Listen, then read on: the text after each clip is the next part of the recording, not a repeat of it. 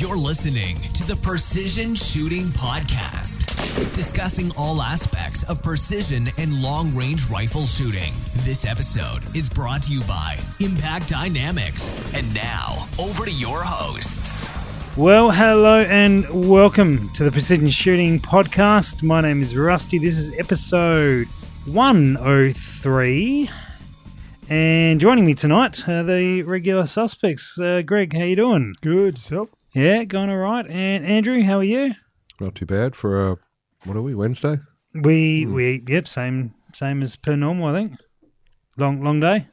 Always long days. Yeah, just the ones ending in Y, hey? How you guys been? Yeah, not too bad. Yeah, good. Haven't shot anything recently. It's disappointing. No, but I fitted a new barrel. I'm a bit excited, and I new for my 6mm. Okay, well, that's good. And most importantly, I got a 1-in-7 twist for that. So clearly that'll stabilise all the projectiles I need. Let me know if you need more advice in that area. Good. You don't normally pay for bad advice, though, Greg. Yeah. All right. Yeah, that's good. What about you, Greg, mate? Anything happening? No, look, I didn't get out. I've been a bit careless, but I did order a new carbon fibre barrel today. Money burned a hole in my pocket, and so I got a 7mm barrel on the way. Did we do that? Yeah. Yep, with the antenna going to... What twist rate? 1 in 8, Sam. 1 in 8. Actually, They might struggle with the 197s. I don't know whether I'll be doing 197s. But not with that twist rate, you won't. Yeah. But so I've ordered a new barrel that'll just go on my old BSA. So just getting set up for a Samba gun, basically. Okay. Yep. Yeah, no frills, non-range bling rifle, just for going out bush. Brilliant. Mm-hmm. Yeah. Did we discuss caliber on air for that one yet or not? I don't think we... I don't know whether we did. Mate, I don't remember what happened 3 minutes ago. We're into... Who are you? We're into the podcast, aren't we? Yeah, so Andrew suggested 280 Ackley improved. One reason which sort of caught my attention was my rifle's currently a long action 243, so I don't have to change the bolt face, which is handy in terms of work, and I think ballistically it's very similar. Yep. To a 7 rem mag. So, well, more to the point, you can get everything off the shelf for it now. You know, brass. You don't have to fire form brass. You can just buy, Nosler or Norma brass, and you're good to go. Accessibility. May even have a spare set of dies for that floating around. Oh, there you go. Oh, let us know. Possibly. Beautiful. I'll have to check through the collection. Righto. I had one years ago. Collection of dies. I had one years ago. I built one years ago. Yeah. So. Yeah. Yeah. Okay. Good. Yep. That's what's happening. Excellent. Did you guys spend up big in the Black Friday, Cyber Monday, whatever it was that seemed to have made their way to Australia by now? No, because we're in Australia. Yeah. Yeah. Yeah, but I mean that doesn't stop sales being on. Doesn't matter what they call them. True, but I reckon if you asked 99.99% of the Australian population, would have no idea what Black Friday was. No, I reckon this year for me, I certainly saw a big change on that, and lots of companies here and lots of people were talking about it. Yeah, but they wouldn't know what it was. Oh, okay. And probably wouldn't even know what the history meaning of it. Yeah, and wouldn't know the history of Thanksgiving even. Take us. Well, no, hey, I didn't say I would be. I didn't say I'd be one of. What Black, for being the expert in the room, what Black Friday is? It's Friday when you turn the light off at night and it's dark. I don't know. I believe it's isn't it the Friday before or after Thanksgiving? Or it's something? Friday after Thanksgiving. Yeah.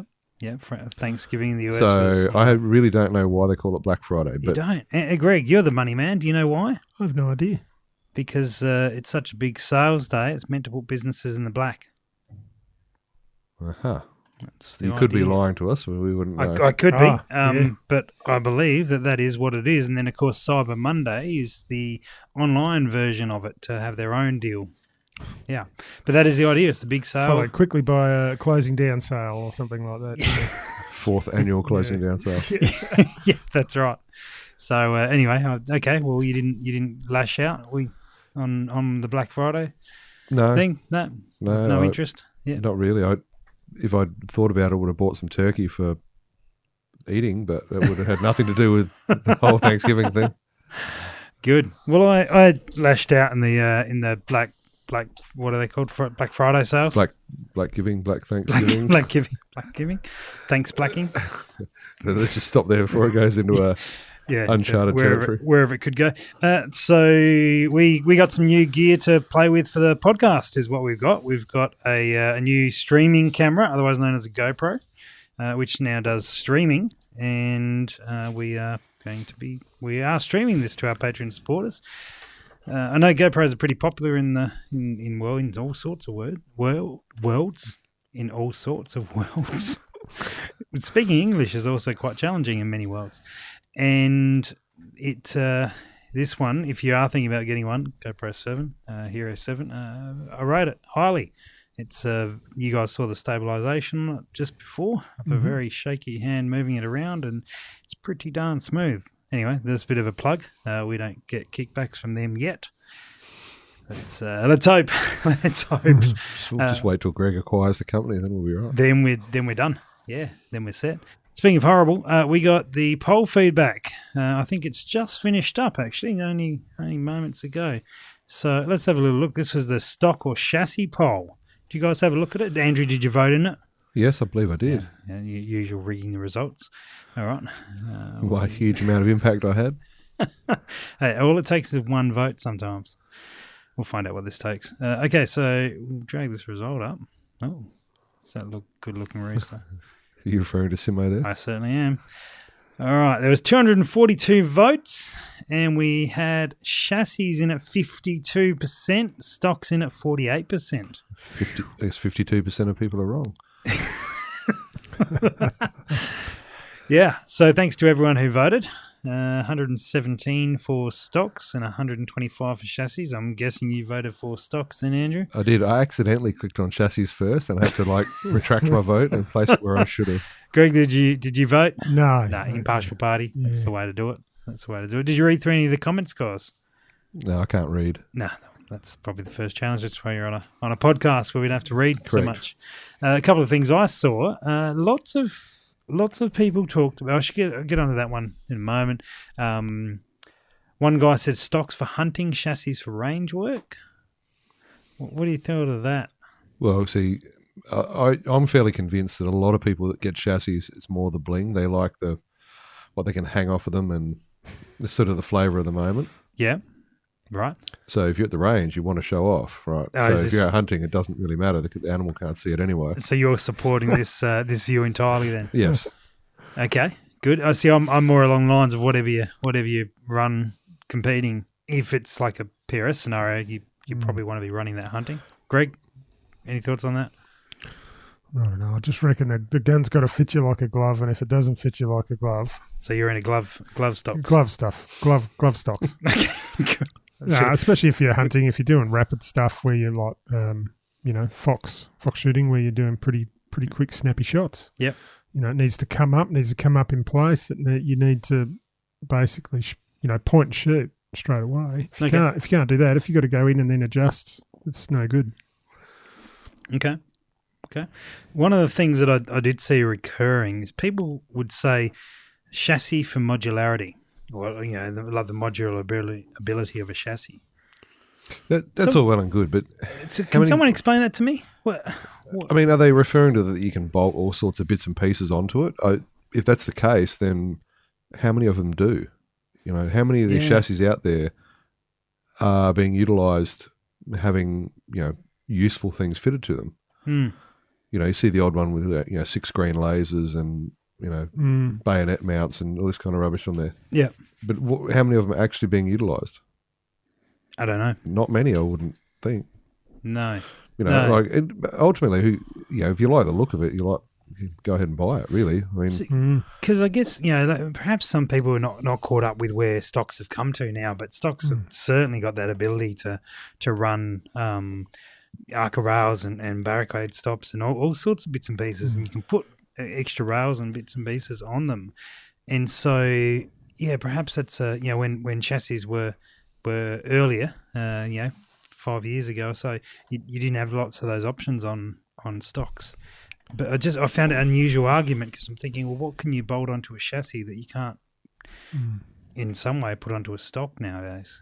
I mean, I think you rationalise it. You look up the equipment that's being used by top level PRS shooters, and it's a mix of both, really. It is. Yeah. So I don't think there's no right or wrong answer.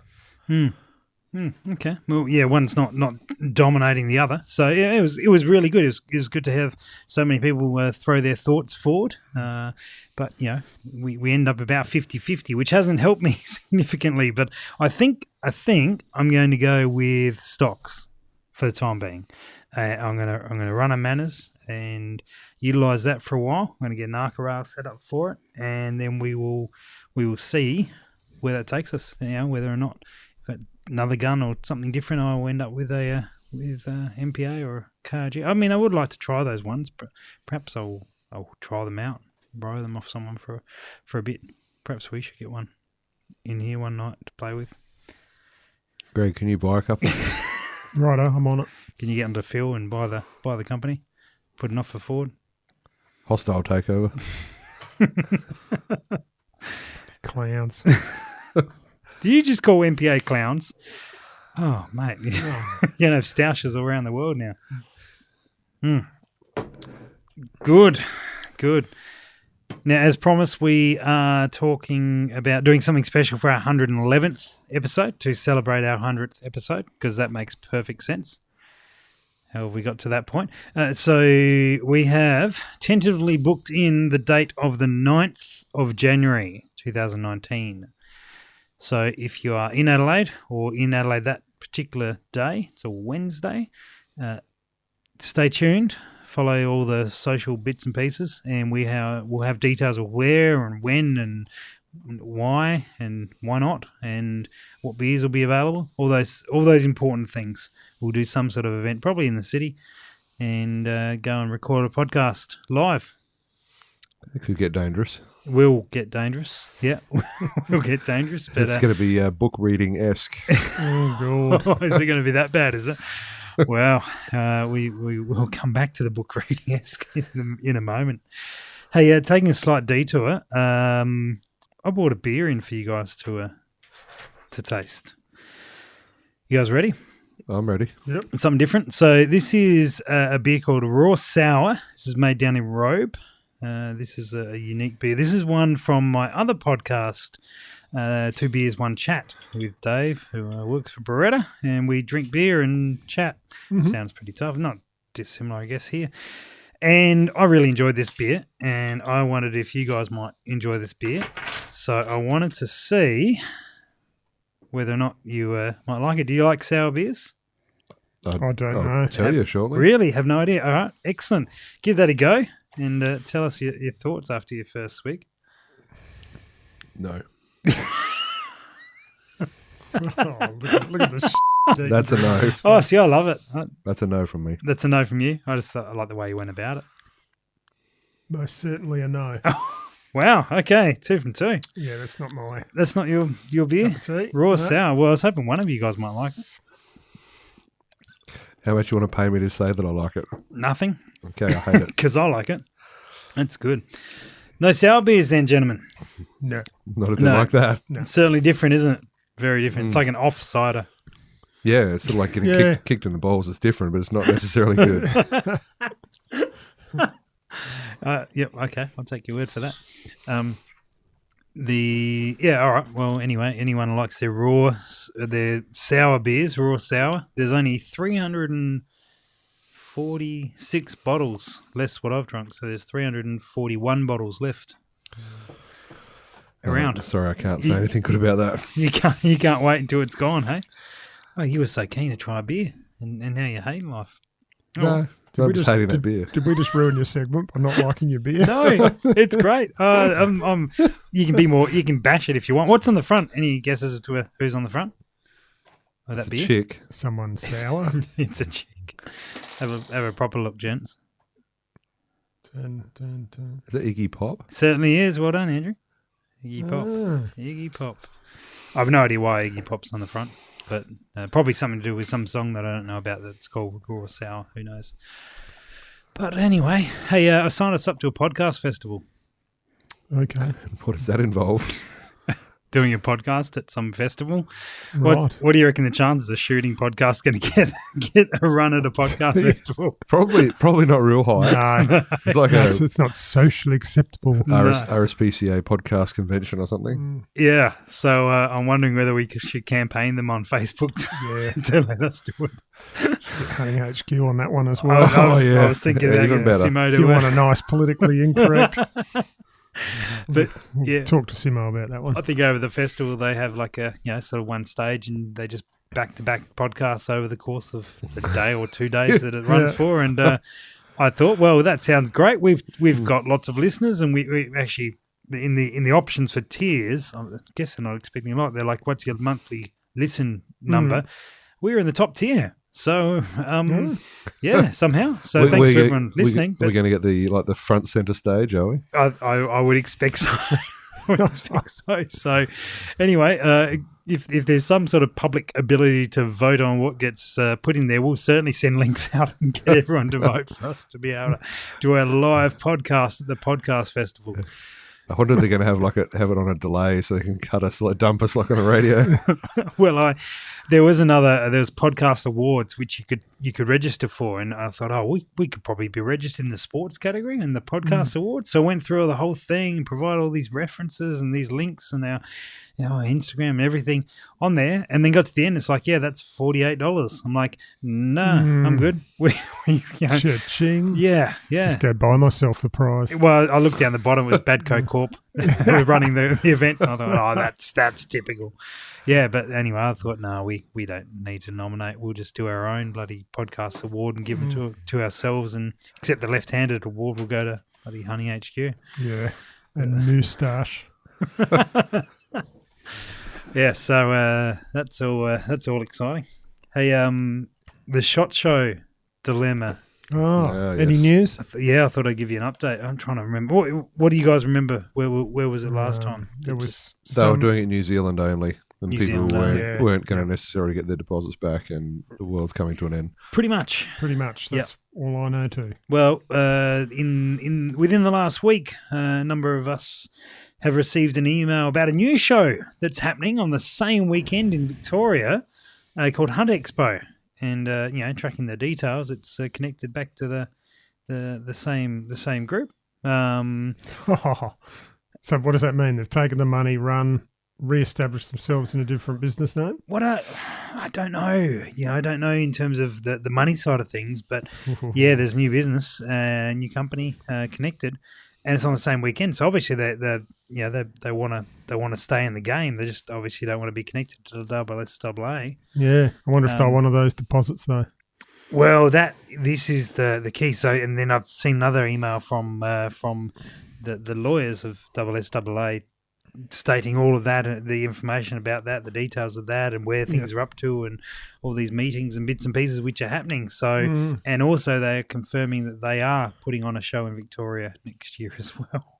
Right. So, I wonder if we're going to end up with a complete split with this two shows on the same weekend in Melbourne, and people tossing coins. Nice little plug there about which one to go to.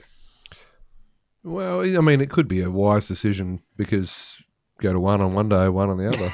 Well, yeah, but what exhibitor is going to go to where? Because most exhibitors can't go to both. Yeah, I hadn't thought of that. So, anyway, the plot thickens, as they say. One's got a SSAA magazine and the other hasn't. I guess that's an influence. Yeah, that's true. Yeah. We'll see. Time for a dramatic sting. It is. So by the time this podcast goes out, I would have updated the Impact Dynamics calendar with a bunch of matches for 2019. So we'll have, obviously, the PRSs as they come on board. There's already 2 dates up there for PRS matches. The ones for Millmerran, for Darling Downs, for Monado, the Practical Shooting SA Club. There's a number of other clubs that we're getting dates for still. One cool thing I did see is there's some matches happening in Tasmania. Oh, excellent. As an extreme long range match, wasn't it? There's an extreme long range match and a precision service rifle match. Okay. Which is awesome to see because the Tasmania section of the upcoming events has been quiet for forever so far. So that's because only 12 people live there. Well, at least one of those 12 have got off their arse and organised a couple of events, which is wonderful to see. Yeah, so excellent. it sounds like tickets are limited to 12. So get in quick. That may not be true, but it's really good to see that some events are happening down there. One, you said the extreme long range, and that's in April 13th and 14th. That could be quite good. That's out of 1,500 yards. Oh, yeah, I was just about to ask, what's the typical range for an extreme long range event? Yeah, 1,500 yards. They've got a limitation, I'm pretty sure, of 8mm. I suppose it depends on their template and restrictions. So you won't be up against like 338s and 375s and such. So, 6.5 creeds and 6 mils and 308s and all those sort of things will be in the hunt, realistically. Sure, we'll see plenty of Win Mags as well. Yep. And other similar things. So that will be really interesting. I hope they get a big turnout. I really hope they do. It'd be interesting to see what their format is. We might try and get some info on what their format's going to be. Yeah, I don't know. I mean, it'd be interesting to see where they go with the sort of the King of 2 Mile with a staged. You have to qualify and then sort of work your way out. Yeah, probably. I guess. Yeah, it seems to make sense. So that will be good. Other notable events. Assuming this goes up when it's meant to go up, the PRS finale is on this weekend over in Buchan, returning to East Gippsland, which will be good and not as cold as last time. The way the weather's going now, it could be super hot or it could be super cold. Yeah, or one day it could be cold and one day it could be bushfires. Yeah. So how does that all work? Like, because obviously it's finale last shoot for the year. Yep. Have people had to qualify to get there or just pay you a lot of money? Yeah. Or both? Either options. But there has been seemingly less of the only one that's got in from paying a lot of money is G. Badco, I think. Okay. I won, didn't I? You're give it a couple of days, mate. Yeah, right. Sorry, money hasn't cleared, obviously. you weren't meant to see the spreadsheet. The event hasn't happened. Oh, sorry. You weren't meant to see the spreadsheet yet. Oh. But apart from that one, everyone else has qualified. Yeah, so they've shot at least 2 events, and they've been members, but they're at least 2 events, and then each event's worth out of 100 points, and the finale is worth 200 points. So it's effectively 50% of your score. It's like when you get to the end of year test, and your test is worth 50%.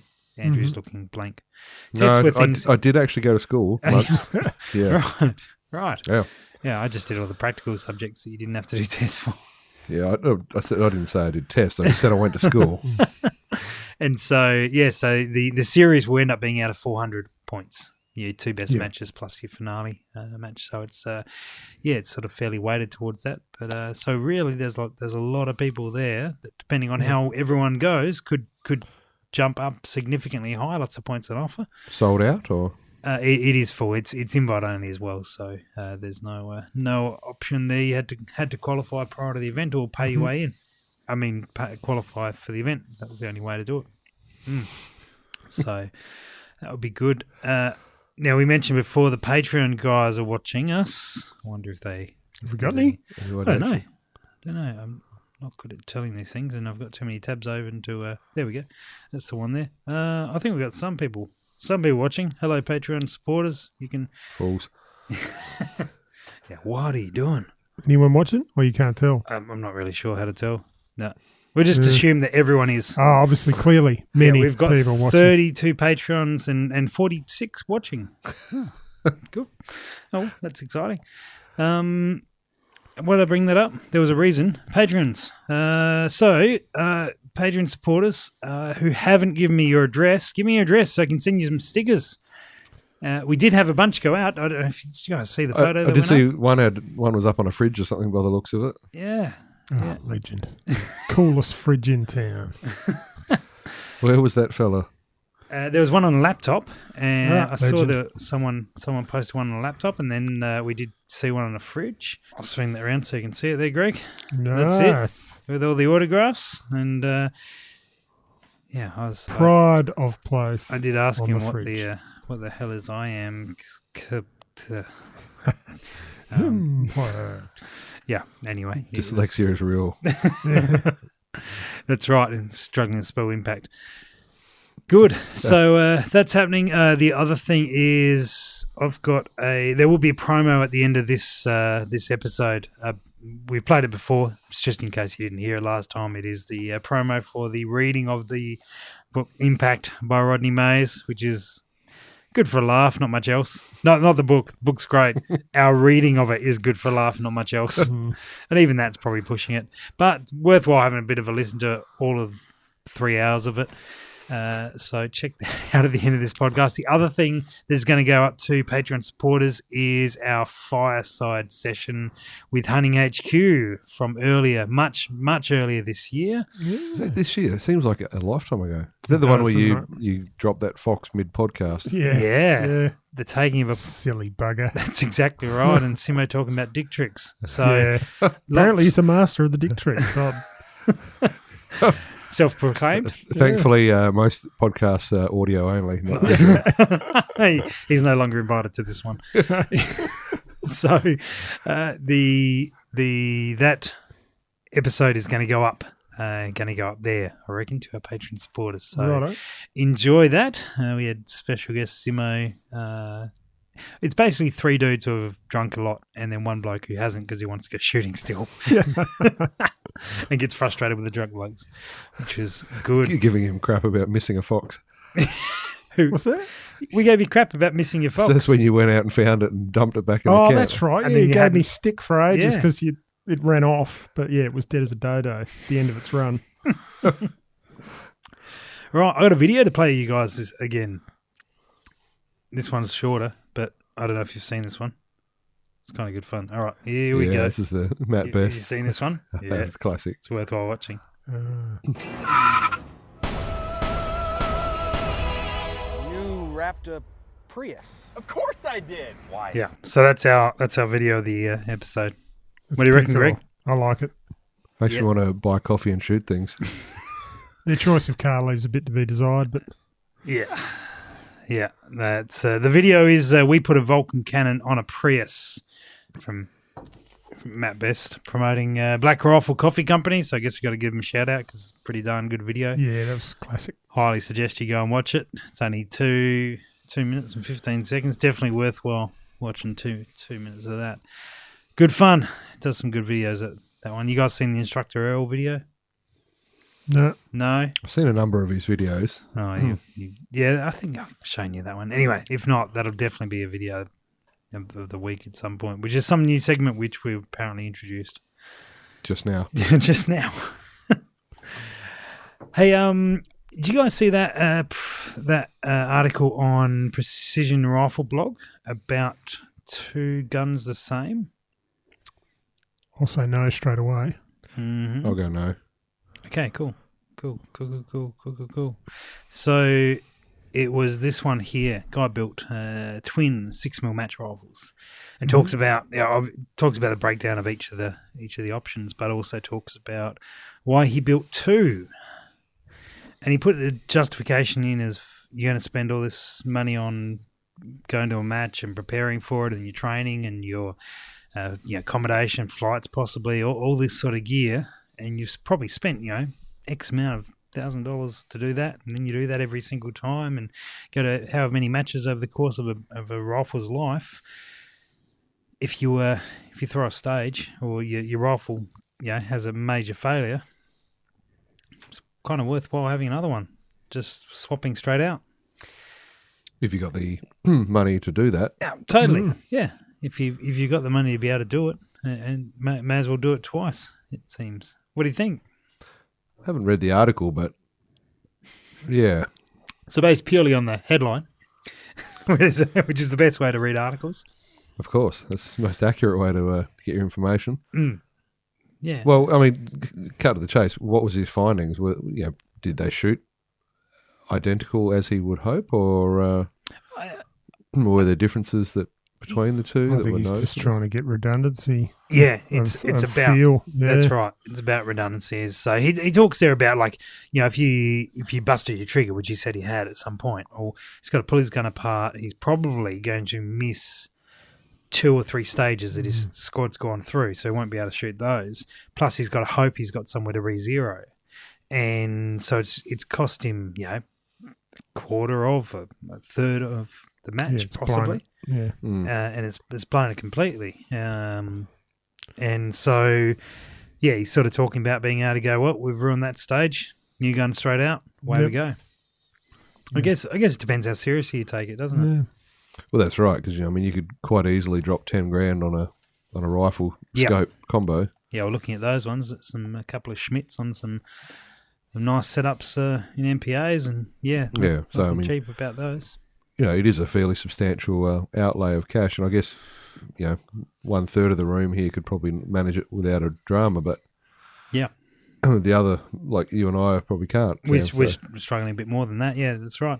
The other thing he talks about is, in practice, is that he can cycle between the two guns without worrying about barrel temps.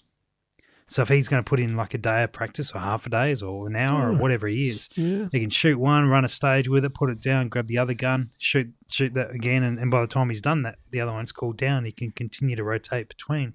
Means that he can go through, obviously, about twice as much practice as he can in the same time. Less downtime. Yeah, and perhaps if time's limited or whatever the reason may be, then it's another little tick in the box. It's really good reasons. I guess it just comes down to people's financial ability to have a second gun. Well, that's about the only reason, really. I don't see any negative, technical reason why you wouldn't. It just comes down to, it's a pretty substantial outlay. But if that's not an issue, or someone's prepared to spend that, well, yeah.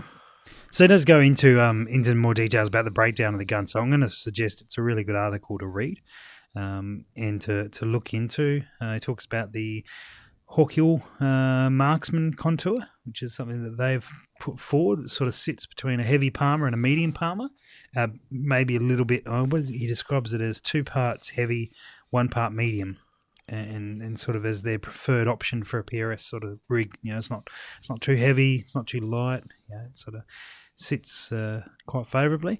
The other thing that I found really interesting, and I wasn't aware of this, was from rifleshooter.com about a test that the bloke there is doing on many calibers, where he will start off with a certain amount of barrel, and we've all seen the barrel tests as they cut an inch off and they go, but he will do that test with, say, 4 different types of ammo through the same barrel, and then shoot all 4, then lob an inch off, and then do it again, lob an inch off, and he plots them out so you can see whereabouts that velocity drop starts picking up and where it has sort of leg